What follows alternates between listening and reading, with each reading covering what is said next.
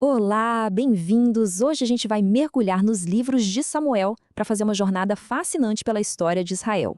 Vamos acompanhar de perto aquela transição de um governo de juízes para uma monarquia, sabe?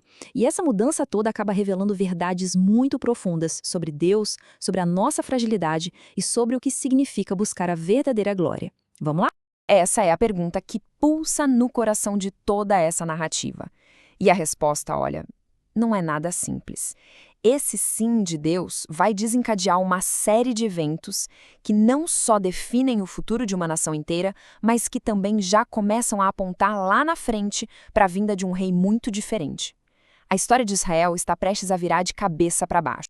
Então, para a gente entender o cenário, a Era dos Juízes estava no fim. Era uma época, como a Bíblia descreve, em que cada um fazia o que achava certo. Cansado dessa instabilidade toda, e claro, olhando para os reinos vizinhos, o povo de Israel faz um pedido que vai mudar tudo. Nós queremos um rei, como todas as outras nações. Mas ao dizer isso, eles não estavam só pedindo uma nova forma de governo. Na verdade, eles estavam rejeitando o governo direto do próprio Deus. E essa mudança é gigantesca. Pensa bem, Israel deixa de ser uma confederação de tribos que eram unidas basicamente pela fé e se torna um reino centralizado, com capital, exército e um homem sentado no trono. É uma transformação política, social e principalmente espiritual. E quem é o primeiro cara a sentar nesse trono? Saul. Ele era exatamente o que o povo queria.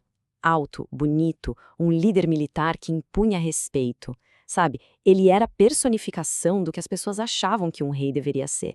Mas é aí que está a ironia da história. As qualidades que fizeram de Saul a escolha do povo não significavam nada para Deus. A força e a aparência dele não serviram para nada diante do próprio coração dele.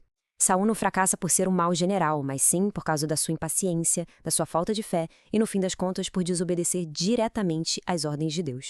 E aqui vem o veredito, na boca do profeta Samuel. Essa frase resume o reinado inteiro de Saul. Ele tentou compensar a desobediência com rituais religiosos, mas Deus deixou bem claro: o que ele quer não são sacrifícios por fora, mas um coração que confia e obedece por dentro. A queda de Saul é a prova de que a glória humana, essa baseada em força e aparência, sempre desmorona.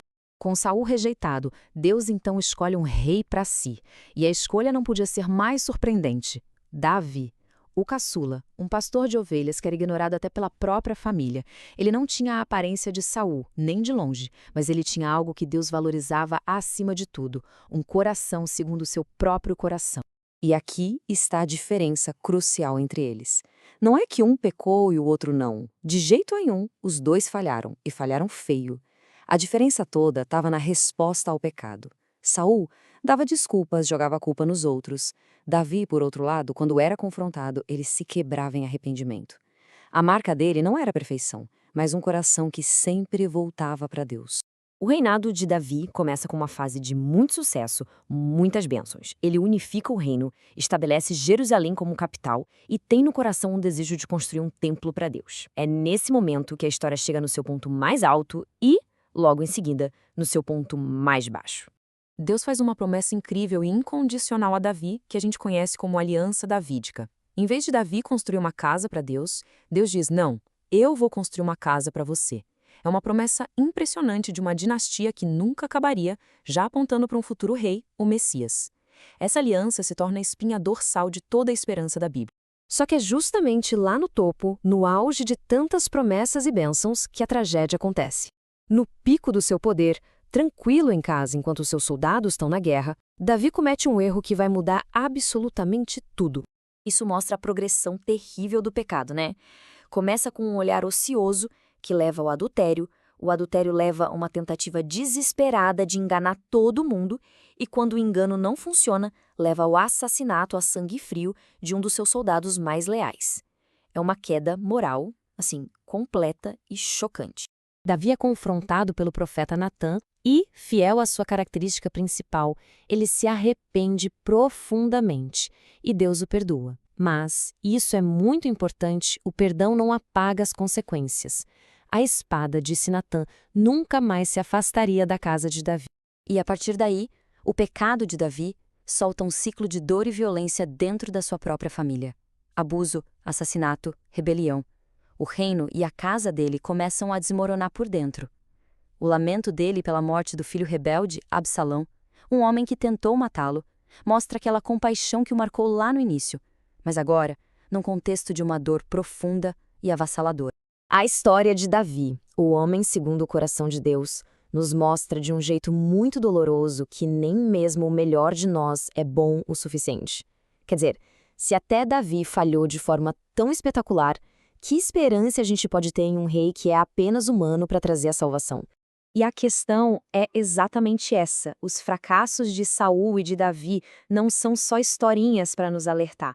Elas são usadas soberanamente por Deus para criar uma expectativa, uma sede por um tipo diferente de rei. Um rei que não iria falhar. Resumando, a gente vê um padrão muito claro. Saul, o rei escolhido pelo povo, fracassou por desobediência. Davi, o rei escolhido por Deus, também fracassou tragicamente por causa do pecado. Os dois modelos, o da força humana e até mesmo o do coração arrependido, se mostraram insuficientes. A história prova que nenhum ser humano por si só pode trazer a salvação completa. Mas a esperança não está perdida.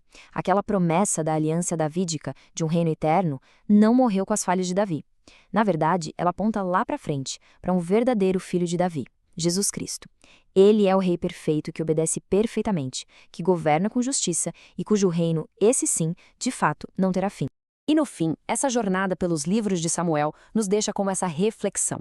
As histórias de Saul e Davi são como um espelho, mostrando que toda a tentativa de construir a própria glória, seja com força, com aparência ou mesmo com um bom coração, está destinado ao fracasso.